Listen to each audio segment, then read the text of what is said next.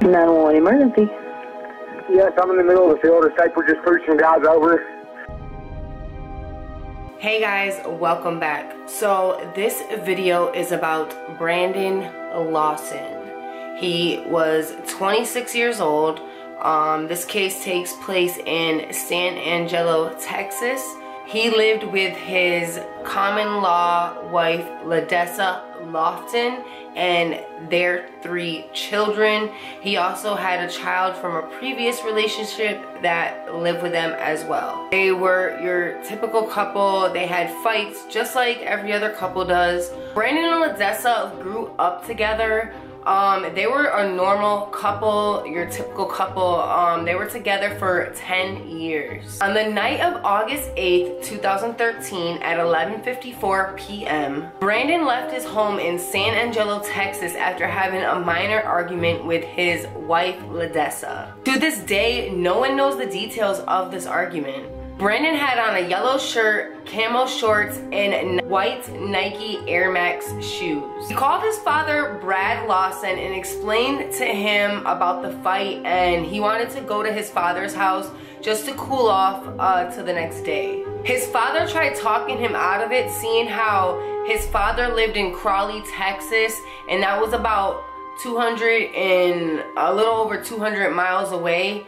So he tried talking Brandon out of it. He said, why don't you just drive around and cool down and then go home? But Brandon was pretty adamant about going to his father's house that night. So his father agreed, and Brandon left at 11:54 p.m. to go to his father's house. Ladessa then calls Brandon and gets through to him. She calls him just to reassure that after the fight that they are okay still. She also tells him why doesn't he drive around and cool down, and instead of going to his father's house, he should go to his brother Kyle's house, who is only 5 minutes down the road. But Brandon was still adamant about going to his father's house that night. Brandon headed on Highway 277 going towards Abilene. This is the route Brandon should have taken that night to go to his father's house. He should have hopped on Highway 67 going east towards Crawley. But instead, Brandon chose to hop on Highway 277 going north towards Abilene. We will never know why Brandon chose this route. Meanwhile, Ladessa calls Kyle and tells him about what happened, and also says that she is really worried about Brandon. So Kyle heads over to Ladessa's house to check on her. At 12:10 p.m., Kyle and his girlfriend Audrey arrive at Ladessa's house and checks on Ladessa. And between all this, it's only been 16 minutes since Brandon has left the house. Keep that in mind, you guys. So Ladessa must have been really worried about Brandon if only 16 minutes have gone by and Kyle's already at the house. And remember, Kyle needed 5 minutes to be able to leave his house and drive time to get there. So roughly only 11 minutes passed before Kyle even left his house. So she must have been really worried about Brandon, like whatever the argument was about. And then Kyle leaves a couple minutes later. 12:34 a.m., 12:36 a.m., and 12:48 a.m., Ladessa misses calls from Brandon. At 12:38 a.m., Brandon calls Kyle and gets through to Kyle and tells him that he is on Highway 277 and he has ran out of gas and he needs help. So Kyle tells Brandon to stay right there and he's on his way. So Kyle calls Ladessa and tells her what happened, and Ladessa said that she'll leave a gas can on the porch for Kyle to pick up because she was planning on taking a shower and going to sleep anyways. This part is really weird to me because you would think she was just told her husband broke down on a highway, he ran out of gas, he needed help. You would think instead of showering and going to bed, you would think she would wait wait up at least to find out if he was okay. You know, it's really weird to me that she just went straight to bed. Brandon took the only phone charger that him and LaDessa had. So LaDessa only had a car charger, so she had to go charge her phone outside in their vehicle with the car charger because Brandon did take the charger. So she put her phone out there, and that's the reason why she missed the phone calls from Brandon. Kyle was waiting for a check to clear in the morning. He had no money, so his plan was to pick up the gas can, go pick up Brandon, get gas, bring Brandon back to his truck in order for Brandon to get gas. So that was his plan. At 12:54 a.m., Brandon calls 911. In this 911 call, he sounds distressed. He's out of breath. His southern accent is so deep. And because he's out of breath, it's so hard to tell what some of the words are that he's saying. But I'll leave a link down in the description box below to the 911 call. It's the regular version and the slowed down version. You guys can judge for yourself what you think he says. And then a couple minutes later, a motorist calls 911 to report Brandon's truck halfway parked out into the highway. To this day, the 911 call has not been released to the public, and also the motorist that made that 911 call has not come forward to the public to say what they saw that night. That is just so eerie to me, because it's like, what are the authorities trying to hide? After the motorist called 911, Deputy Neil was dispatched to Brandon's truck. At 1:10 a.m., Kyle and his girlfriend Audrey arrived to Brandon's truck to find Deputy Neil on site investigating the scene. Brandon's truck was parked on Highway 277, 4.5 miles south of Bront, Texas, which was only a fourth of a mile. Brandon was only a fourth of a mile to a rest stop. So keep in mind, guys, at this point in time, Kyle and Deputy Neil have no idea about the 911 call Brandon has made. From the time that Brandon has called 911 to the time Kyle has pulled up to his truck, it's only been about 15 minutes. So for only about 15 minutes, it's only been a short amount of time for all these events to have occurred. When Kyle pulled up to Brandon's truck and saw Deputy Neil, he assumed Kyle was hiding in the bushes. Kyle recently learned of a warrant for his arrest. Kyle assumed Brandon was hiding in the bushes. Deputy Neil and Kyle examined the truck, and there was no damage to the truck at all. So in the 911 call, some people think he said that he ran into people, meaning they kind of took it like he ran into somebody. So there was no damage on the vehicle at all. So it's really weird what he meant by that. While Deputy Neil is investigating Brandon's truck, Brandon manages to call Kyle again. The service is really bad out there, so Kyle only makes out that Brandon says that he is 10 minutes down the road and he is bleeding, and Kyle needs to hurry up and come get him. I want to know is, how did Brandon manage to get 10 minutes down the road? Did a vehicle pick him up? Like, did somebody pick him up and bring him 10 minutes down the road, and like something went wrong during the pickup? Like, did Brandon run out of gas, and then like he held his thumb out to hitchhike, someone picked him up and then it went wrong? Like, what happened? Kyle never mentioned to Deputy Neil about Brandon making that phone call to him because, like I said earlier, Kyle assumed Brandon was hiding. And at the time, they both still had no knowledge of Brandon's 911 call. Deputy Neil then told Kyle if the truck was not moved by 8 a.m., that Deputy Neil would send a tow truck and have the truck towed. At 1:18 a.m., Deputy Neil left. After Deputy Neil left, Kyle and his girlfriend went up and down the road screaming Brandon's name, calling his phone numerous times, and there was nothing out there, you guys. They heard nothing. By 3 a.m., Brandon's phone was going to voicemail, so somebody either shut it off or the phone died. At 4:30 a.m., Ladessa woke up and went out to her vehicle and saw Brandon's missed calls. She tried calling back, but Brandon didn't answer. It was just going to voicemail because, like I said, his phone died or somebody shut it off. At 7 a.m., Kyle and his girlfriend went back to Brandon's truck. Brandon was not in sight and his truck was still there. So at this time, Kyle knew something must be wrong. Kyle went to investigators and came clean about the call Brandon made while Deputy Neal was there. He told them that Brandon said that he was bleeding and Kyle needed to hurry and go get him.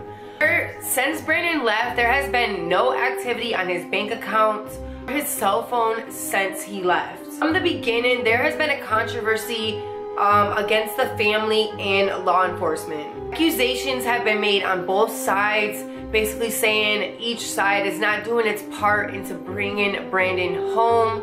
The family is accusing law enforcement and not doing enough, and law enforcement is accusing the family and not doing enough. A couple days after Brandon's disappearance, Ladessa paid out of her own pocket a search plane that went over the area where Brandon was last seen and came up with nothing. His family also searched the ground for whatever area that they could and also came up with nothing. On August 16th, 2013, law enforcement did an aerial search using an infrared camera and came back with nothing as well. But if you think about it, the police did a search a week later, you guys. They waited a whole week for Brandon to be gone to do a search with an infrared camera. An infrared camera detects body heat. If Brandon was out there in the wilderness for a week, he would have been possibly dead. So the infrared camera was kind of useless in the search because if Brandon was dead, there would be no body heat to detect. Also, another weird thing, the 911 call that Brandon made that night was not released to the family till months later. That is also so sketchy to me because what is law enforcement trying to hide? There's also several controversies about the 911 call. There's theories that that 911 call that is released to the public, Ladessa actually recorded it with her own phone while law enforcement played it for her. That's why we don't know what the background noises are, if those are really gunshots that we're hearing or is it background noise. So there's several theories about that. No one actually knows what he's saying, and also people don't think that's the real, like the whole 911 call. The operator never asked his name and never asked his location. How is law enforcement or an ambulance supposed to get to him if they don't know where he is? August 29th, 2013, law enforcement conducted an aerial search of 2,500 acres and also came back with nothing, you guys. No clothes, not even a bone. Nothing. His phone, his wallet, no keys. Nothing has been found to this day. October 24th, 2013, 6 search and rescue dogs did an aerial search in that area as well and came back with nothing.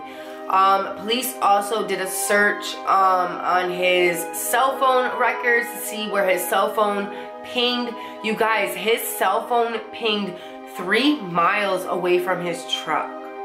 That is so weird. Like, I'm so freaked out. Like, when I heard that, I'm just like, how would he get 3 miles away from his truck when he made that 911 call? Since Brandon's disappearance, Ladessa has moved back to the Fort Worth, Texas area. To this day, there hasn't been any updates. There's literally no trace of Brandon. He literally went up into the air.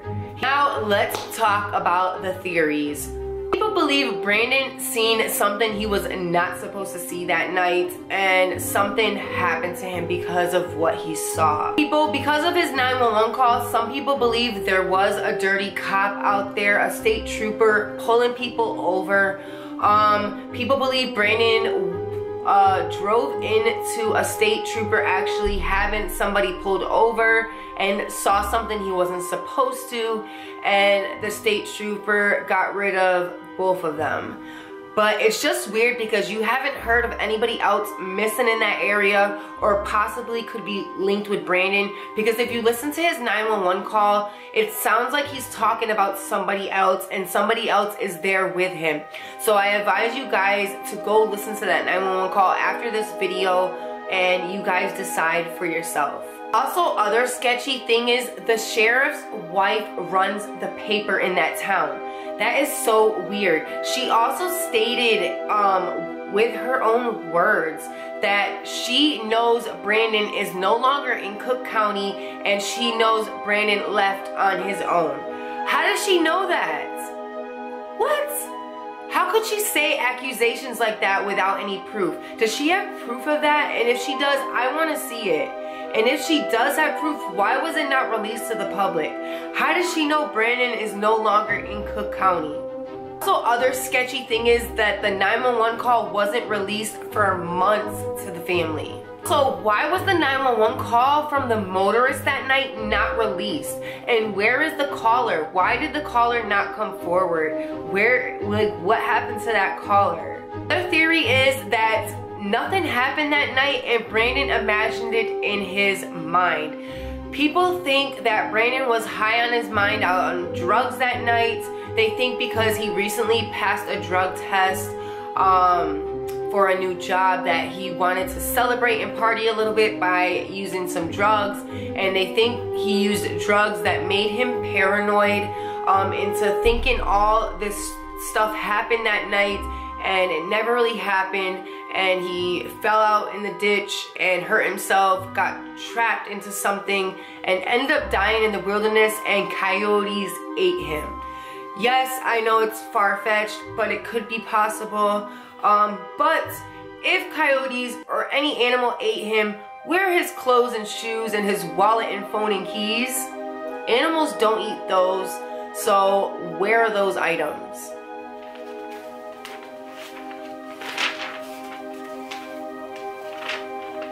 Also, why would his cell phone ping 3 miles away from his truck? That is so sketchy. Also, another thing is, how did Brandon, when he called his brother Kyle, how did Brandon get 10 miles, 10 minutes down the road? How? Even if he ran all that time, like, he would be, I mean, it would be possible if he ran, but why would he? You know what I mean? Well, if he was running from somebody, how did Brandon get 10 minutes down the road? People think law enforcement are in on it and have something to do with it all because the sheriff and the wife runs the paper, and the sheriff, obviously, if a dirty cop. What I want to know is when he called LaDessa and Kyle and they had missed calls, why wouldn't Brandon leave any voicemails? To our knowledge and to this day, there is no known voicemails that have been left. And if there was, why are we not known about this? Why do we not know about any voicemails?